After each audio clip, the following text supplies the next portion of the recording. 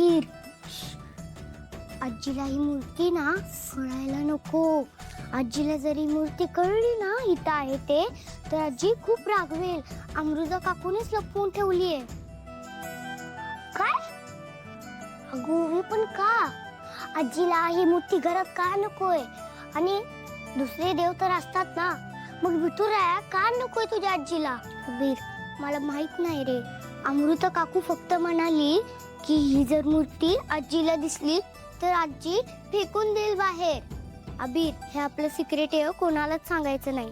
ठीक आहे ओवी, हे कुणालाच सांगणार नसतं बघ. हे आपलं सिक्रेट असतं. बाबाला बरं करण्यासाठी ना आपल्याला दुसऱ्या कोणाचीही मदत नको. विठुराया आहे ना तर सगळं ठीक करेल. हो ओवी, बरोबर बोलत असतेस तू. अगं, आपल्याला कुणाचीच गरज नाहीये. विठुराया आपली मदत नक्की करेल. चल प्रार्थना करूयात.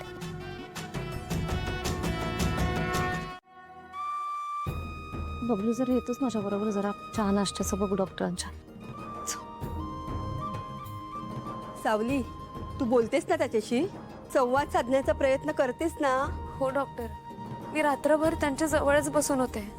मी बोलण्याचा प्रयत्न करते पण ते काहीच प्रतिसाद देत नाहीयेत. ठीक आहे, आता बोल बघू. हाक मार त्याला. सारंग, सारंग,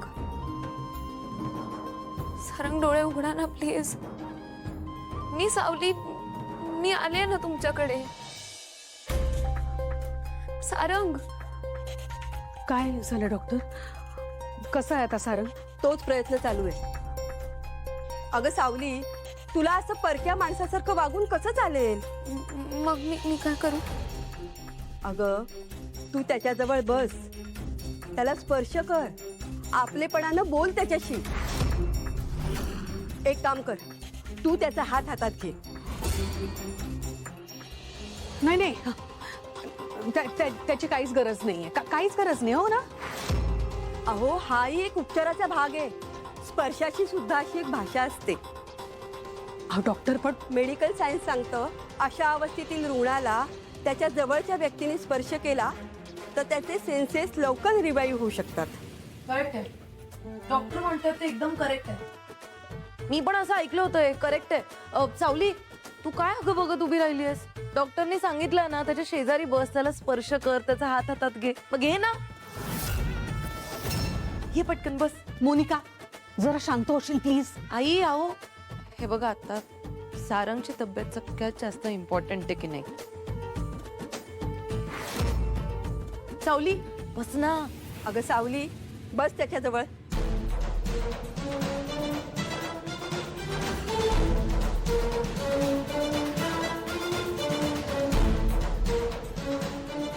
आपुलकीने बोल त्याच्याशी, स्पर्श कर त्याला, त्याचा हात हातात घे.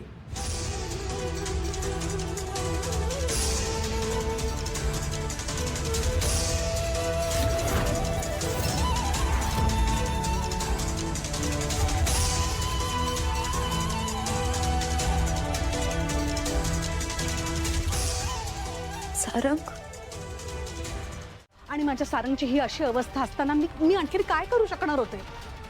काय करू शकणार होते म्हणजे? अगं ठरलं ना आपलं तिला बाहेर काढायचं म्हणून. तुला कळत कसं नाहीये तिलोत्तमा? ती सावली ना एक एक पाऊल टाकत टाकत बरोबर आता सारंगच्या जवळ जातीये. तिच्या चालाकीने ती बरोबर सारंगला स्वतःच्या कंट्रोलमध्ये ठेवेल. आणि एकदा का त्याला शुद्ध आली की तुझा सारंग कायमचा तुझ्यापासून दूर राहील. नाही, असं काही घडणार नाहीये. जागी हो तिलोत्तमा, जागी हो. तू ना पुत्रप्रेमात पूर्णपणे ठार आंधळी झालीयस. त्याचाच फायदा घेते ती सावली. तिला माहिती आहे आता तुझं वीक पॉइंट फक्त सारंग आहे. आणि त्याच गोष्टीचा फायदा घेऊन ती आता या घरात ठाण मांडून बसणार आहे. ती कधीच जाणार नाही इकडनं. माझ्याकडनं लिहून घे. नाही, मी असं होऊ देणार नाही ना. पण तिला माझ्या घरातून जावंच लागेल. एकदा का सारंग पूर्णपणे बरं झाला की मग तिला या घरातून मी काढेन आणि परत कधीच या घरात घेणार नाही. अगं, त्याच बोलीवर मी तिला इथे आणलंय. हो का? मग कुठे कॉन्ट्रॅक्ट पेपर्स? काय कॉन्ट्रॅक्ट काहीतरी केलं असेल ना, तिने सही केली असेल ना कुठेतरी. दाखव ना, पेपर दाखव. अच्छा, असं म्हणजे तोंडी तोंडी करार झालाय का तुमचा? या तुझ्या असल्या तोंडी कराराला आणि अटींना ना ती सावली काही किंमत देत नसते. ऐक माझं, सावली फसवतीये तुला. सारंग एकदाचा शुद्धीवर आला की मग सारंगचं नाव घेऊन, सारंगच्या प्रेमाचं नाव घेऊन, त्याच्या आडून ती या घरावर हक्क सांगणार. इथून ती जाणार नाहीये आणि सारंग शुद्धीवर आल्यावर तिला जाऊ सुद्धा देणार नाहीये. आहे तुझी हिंमत सारंगला सांगण्याची की आता तू बरा झालायस, आता हिने या घरातनं जावं? सांगू शकतो? सारंग सारंग